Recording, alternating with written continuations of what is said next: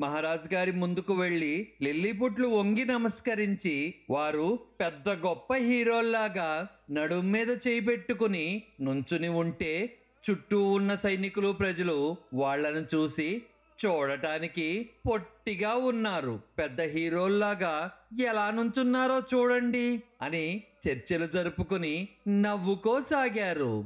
కాని అంతఃపురం చీకటి నీడల్లో దాగి రాజుగారిని, రాజు చుట్టూ ఉన్నవాణ్ణి క్షుణ్ణంగా పరిశీలిస్తూ ఆ కోట పైభాగం నుండి అతి నైపుణ్యం గల ఒక హంతకుడు జరుగుతుందంతా చూడసాగాడు.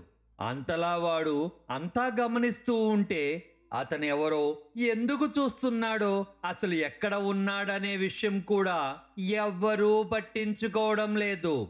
అలా అన్నీ పరిశీలిస్తున్న ఆ వేగు పేరు నాగబీజ. ఆమె సర్పజాతికి చెందిన కరుడు కట్టిన హంతకురాలు. ఆమె తన మొహాన్ని కనపడకుండా ముసుగు ధరించి ఉంది. ఆమె చేతిలో ఒక చిన్న గాజు సీసాలో ఏదో ద్రావణం ఉంది. ఆ ద్రావణం కఠోరమైన విషం. ఆవిడ మహారాజ్ సేతుపతిని అంతమొందించాలనే ఆదేశంతో అక్కడికి వచ్చింది. నాగబీజ రాజు సంబరాలు గమనిస్తూ రేపుదయం కల్లా మహారాజు సింహాసనం ఖాళీ అయిపోతుంది అని నవ్వుకుంది.